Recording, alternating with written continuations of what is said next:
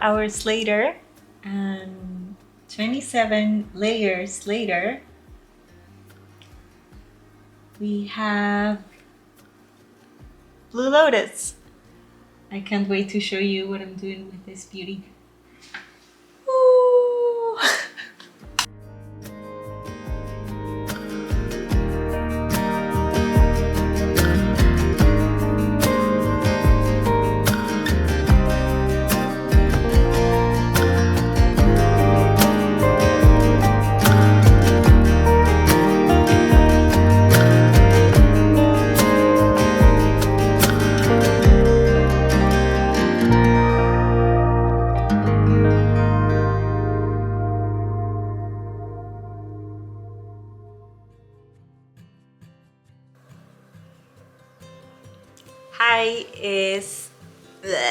Hi, today is Monday, April 4, and today I'm packing Patreon orders. I'm super excited with these month's rewards because I've changed suppliers for a few things, and I'm super excited because it's going towards a more sustainable route with the rewards. Let me show you the artwork that I worked on for this month, as well as the changes on the rewards. So first of all, I'm working with the same company that I've been using for 100% recycled postcards since opening my Patreon. I love their postcards, but even though the postcards are 100% recycled paper, always when I got them shipped, I would get, there is this like open space in the box. So they would fill it up with bubble wrap, plastic bubble wrap, and I believe it's been 3 months since I emailed them asking if there was any possibility to ditch the bubble wrap, as I'm trying to run a plastic-free business. So for the past 3 months, I've been getting just the postcards with these craft paper on the side, which is amazing instead of getting plastic and bubble wrap. And for this month's artwork, I got these mandala. I worked on this one based on a painting, watercolor and gouache painting I did for my sketchbook just for fun. This is the background. I've been changing the background every month, and I really love how they came up. The colors are super pastel. If you know my work, you might know how much I love pastel palettes. And for the stickers, I've been doing 4-inch stickers since I opened my Patreon, which is actually a year ago. I'm very happy that I've been able to make it through for the first year. But this was our sticker for the last month. It's a honeysuckle flower. I really love the color palette on this one, which is super vibrant. It's a little less pastel than what I usually make, but still love it. And these are the type of stickers that I used to get. I've known that these are vinyl, which means they're plastic. And I believe I mentioned this on my winter vlog. I really wanted to shift into something more eco-friendly, and I've been doing research for a long time. And in January or December, I found out about this company that had stickers made in 100% craft paper. But every time that I would go on their website, they were sold out of that material. I also found that they have another type of vinyl, which is PVA free, which the stickers that I used to get had PVA. So I thought, okay, maybe if I'm never able to get the craft, I'll get the vinyl without PVA. But this month I checked again, and they did have the craft stickers. So from this month on, or for every month that they still have the craft paper as a supply and as an option, I'm working on stickers that are made in 100% recycled craft paper. And for this month, I worked on the Blue Lotus flower, which if you know me, you may know that this is one of my favorite flowers ever. I don't know if you can actually see all the details, but I worked on these ones on Procreate and did over 27 layers in order to work on the Blue Lotus.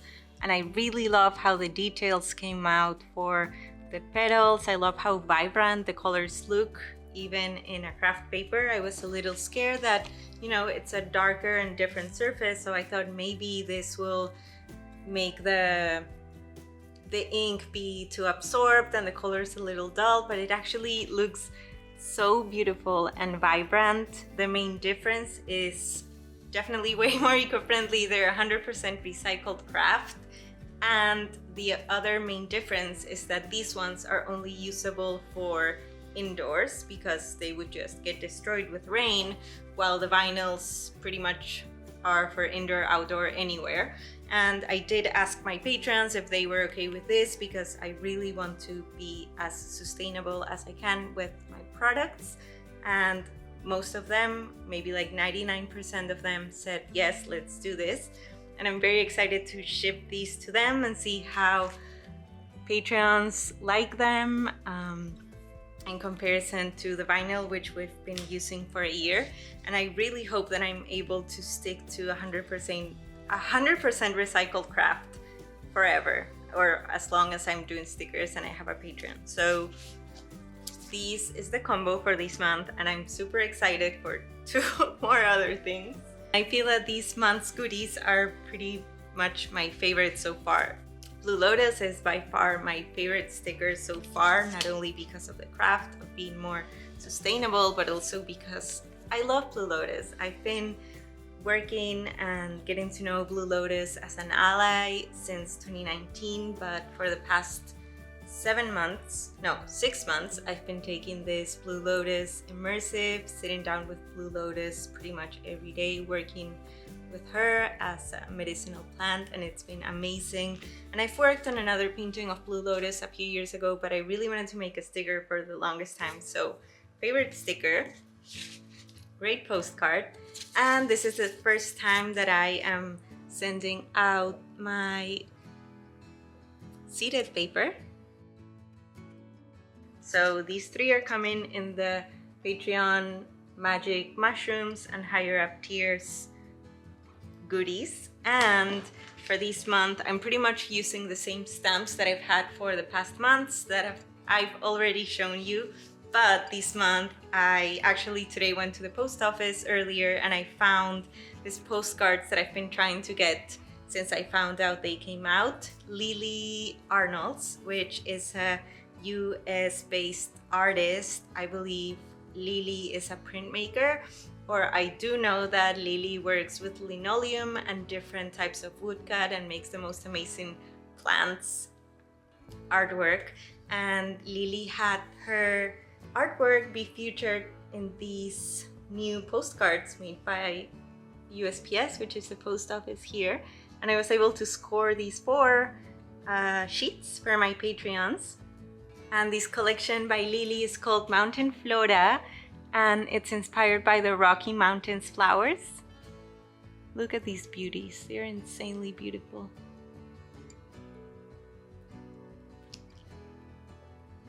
Lindas.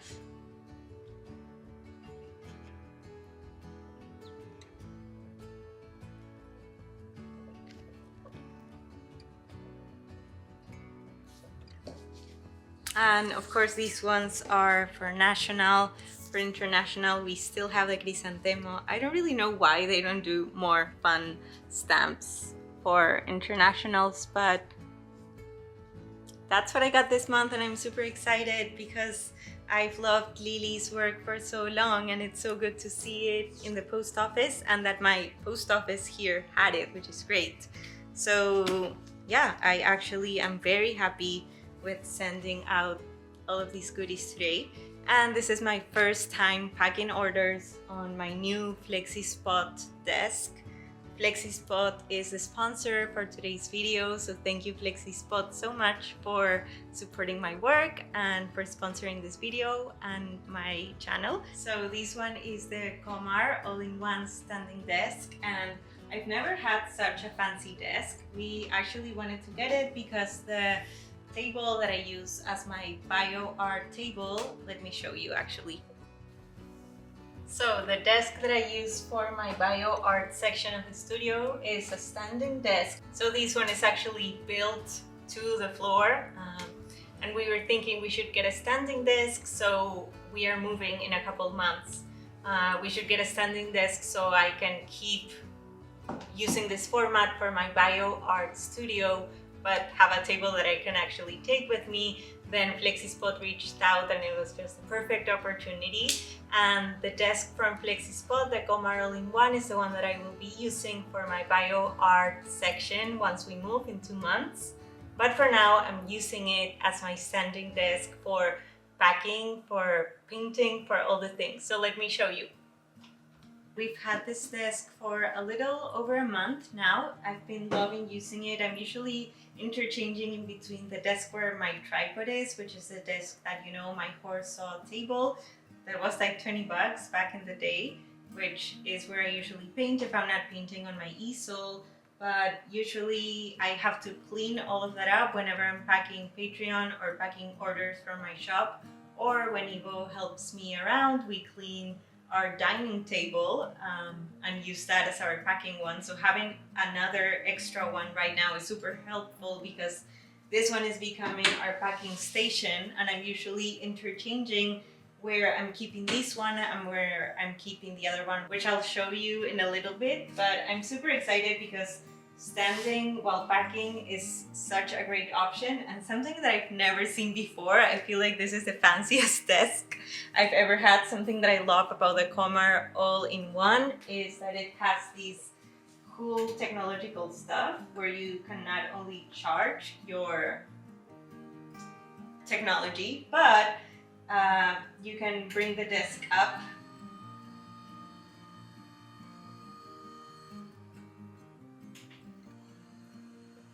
or you can bring it down and make it a regular desk to sit down. And what I've been loving about this is I've never had a desk that does this. This is crazy to me.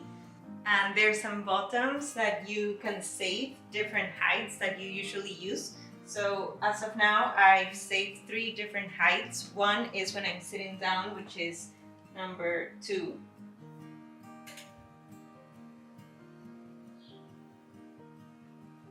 Which is right there.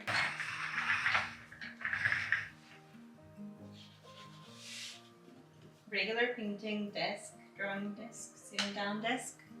The second height that I've saved is the height for when I pack orders.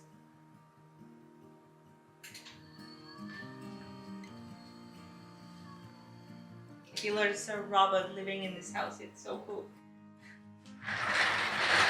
And the third height that I've saved is when Ivo is packing orders. He's taller than me, so he needs a different height. I mean, how cool is this? To learn more and get a discount with FlexiSpot, go to the first link in this video's description. Okay, so enough talking. Let's start packing orders.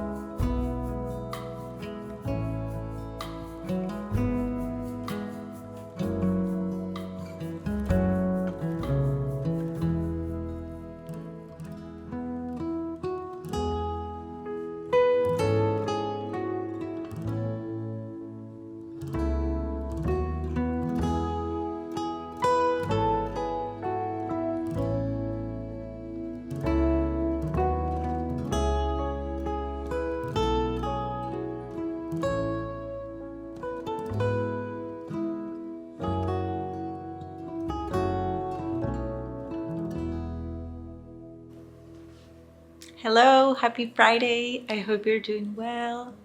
Today I am revealing something very big, which is that my channel is sponsored by the Fungi Kingdom, if you hadn't noticed. Today I am painting my Evolution of Fungi painting, which I haven't painted in a while. And you know, there's so many to-do lists. There's so many things in my to-do list lately, and the only thing that I truly want to do is paint that painting behind me. So today I said, fuck it, I will put that to-do list in hold and paint the fungi painting right behind me. And today I'm going to be painting a section of the Fungi Imperfecti, and I wanted to share a little bit about that. Sponsored by the Fungi Kingdom. So fear not, I will be recording some time lapses from when I paint today. But before, let's go into a little mycology class with your bio teacher, Caro. So today I'm painting the Fungi Imperfecti, or imperfect fungi, and these are a group of fungi who do not fit the commonly classified fungi in the taxonomic classification. So what is a commonly established taxonomical classification, you may ask?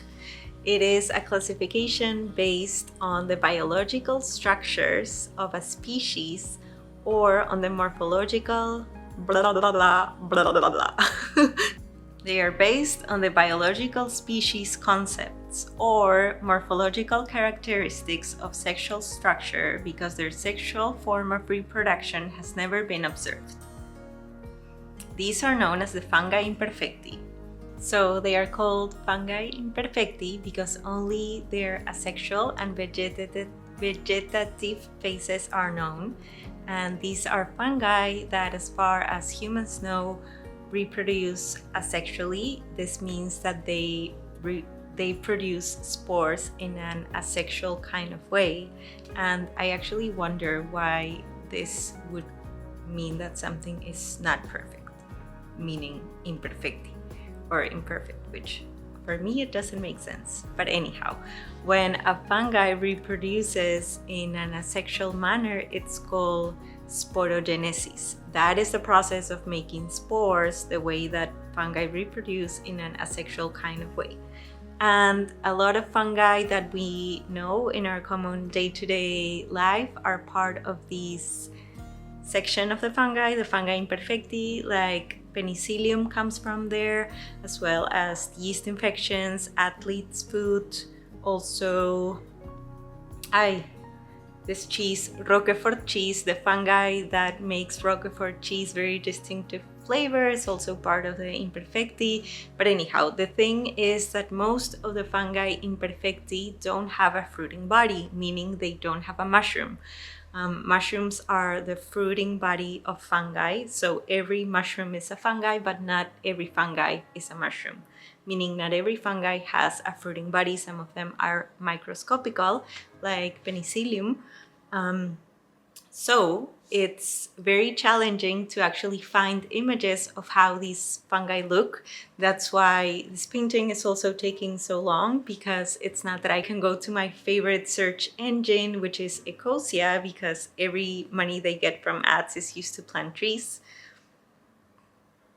That's a whole other topic. Okay, so it's not that I can go into Ecosia or my favorite search engine and look up the different divisions of fungi imperfecti and images will come up and I can go ahead and paint them. It's not that easy. So what I have been doing, and I actually started doing this in 2020 when I started this painting, is doing research of, okay, if it's not so easy to look for it online, maybe I can go and look for, who studies fungi, mycologists. Maybe there's been a symposium, maybe there's university papers, maybe there's been a conference and whatnot. So a few years ago in 2020, I actually bought this book, which is a book that has all the information that was shared in the seminar given by the University of Calgary, Alberta, Canada. And here they have all the compendium of all the information. Let me share with you the name of the workshop. So it's the first International Specialists Workshop Conference on Criteria and Terminology in the Classification of Fungi Imperfecti. Kananaskis, Alberta, Canada. Yay!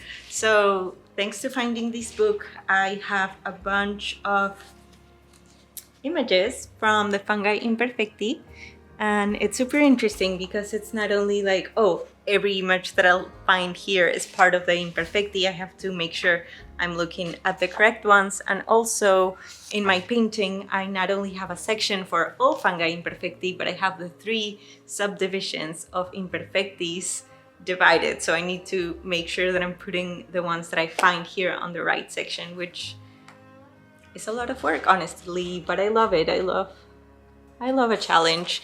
So first I sit down, I pick up the ones, I read a lot of these books, not just look at the images.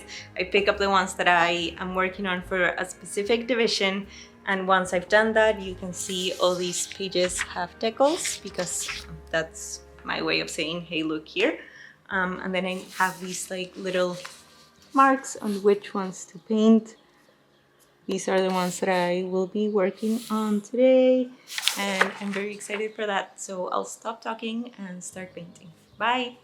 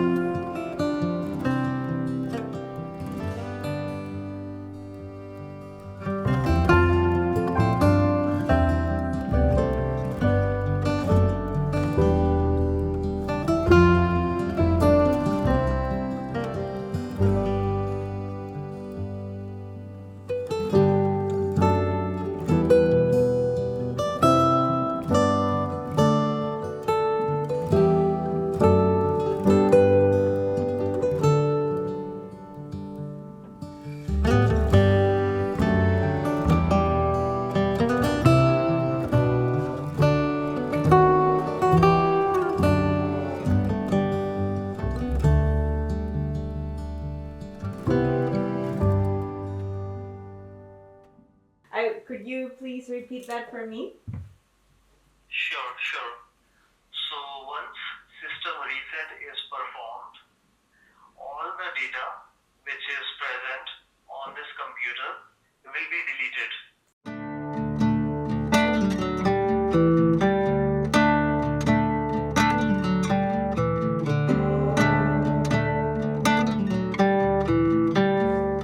Hello, I hope you're doing well. My computer has been acting up for a couple of weeks. Right as soon as the 1-year guarantee finished, it started acting up. I believe it was right at the same time. I don't know if this is the cause or just a coincidence, but at the time where I installed the new, I don't know, software update that it asked me to do. So I've been talking with one of the technicians from my computer's company. We've talked like 8 times so far. But at some point we uninstalled something called the BIOS setup. I have no idea about any of these things, so learning slowly and being patient with myself in the process. We uninstalled this thing called the BIOS setup. The computer was fine. What was happening for a chunk of days is that when I arrived to the screen, either my mousepad wouldn't work, or then when I pressed my keyboard, it wouldn't take me to my username and to put my password. It would either freeze here, or it would freeze here. So I was not able to put my password, or I would be able to put my password and then it would freeze at the desktop screen, and I wasn't able to press anything or use the mousepad. So after we uninstalled the BIOS setup, I don't know why I'm even sharing this. This might be like the most boring thing ever, but I just want to know if there's more folks out there whose computer always ends up acting up on them. I'm getting better at it, calling technicians and doing stuff like that, which before I would be like, So we uninstalled the BIOS. It started working fine again for like a week, and then it would keep asking me to update, like, hey, you need to do the update, whatever, and I would just ignore that message until one day it decided to do the update by itself once I shut it down and turn it on again, and then it started acting up again, and we uninstalled the BIOS again, but then it didn't help as it did the first time. So what we're doing now is a system reset from scratch. So all files, apps, passwords, anything that I have saved up on the computer will be deleted. But the great thing, because I love looking at the positive side of things, is that I am able to use my computer right now, and that I have the capability of saving all the information that I have on one of my hard drives, which is amazing, because imagine if it would have just died on me and then I wouldn't be able to access any of the files that I have on the computer, which would suck. But thankfully this case isn't the worst. I know people, and I'm sure you do as well, or it's happened to you, and I'm so sorry if it has, that you just lose everything that's on your computer and you cannot like turn it on ever again. So thankfully I am able to get back all the files, and today has been a good chunk of hours just passing everything from my computer to 2 hard drives, because I'm being responsible. What happens if one of the hard drives, I don't know, gets damaged? So I'd rather have it in 2, and then in an hour at 6 p.m. Vipul, who is the technician that has been helping me around, will call me and guide me on how to do these restart thing from scratch. So fingers crossed, hopefully this will help. That's my whole entry for today.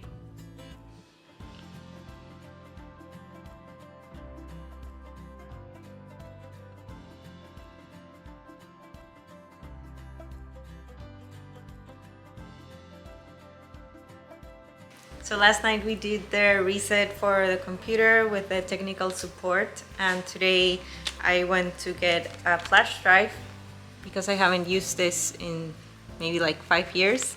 and I need to use another computer to download the new window so I can install it in my computer again and it can work again. I believe everything that I used to have there is now erased, but thankfully I was able to save everything, as I was telling you a couple minutes ago, the software that I use for my scanner and things like that.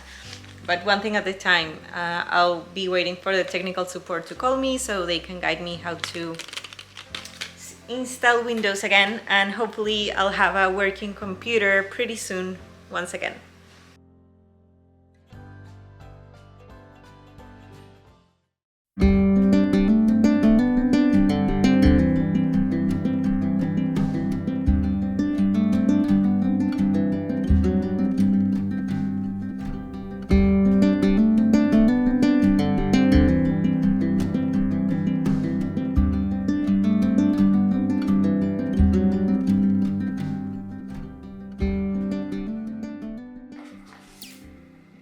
Day number 3 of repairing that computer since I started filming.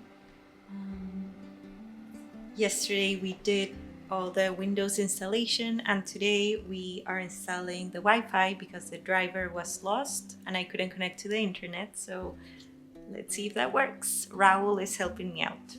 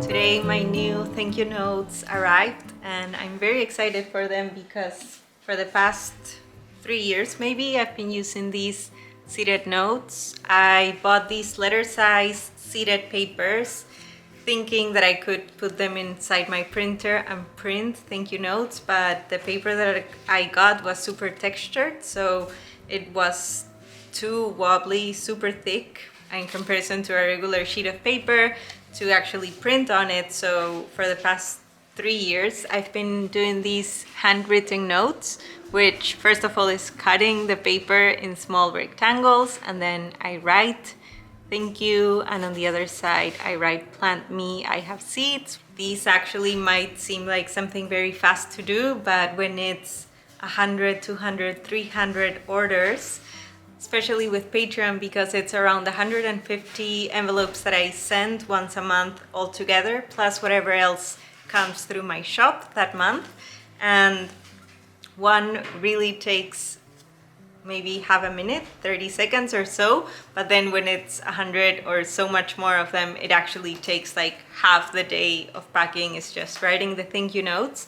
So I already had the paper and I said, okay, I already have it, let's use it instead of, you know, throwing it away. If I would have a garden, I would have planted all those seeds, which I don't yet.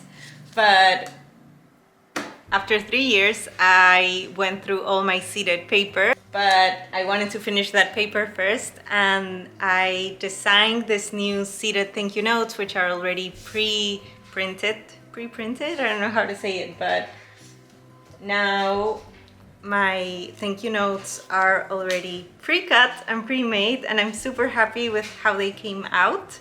So I designed both the front and the back with the different designs, and let me show you the designs. This is pretty much what I would write on each of the cards that I would send out, and thought of making just a template. I'm very happy with how the words are super clear, and then on this one I'm very happy with the colors of the drawings, as well as there's this message down here which explains how to plant these. And this paper is a post-consumer and post-industrial biodegradable paper. So the idea is that it's packed with wildflower seeds, and you just put it inside a pot with soil. The paper will biodegrade, se va a degradar. The paper will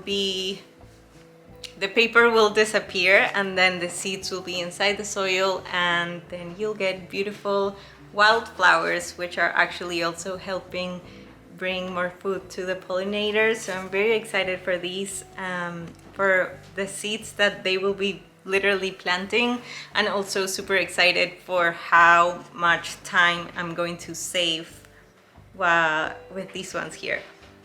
For me, this just feels like a very big small business owner. It's a huge step forward for me. So good day today.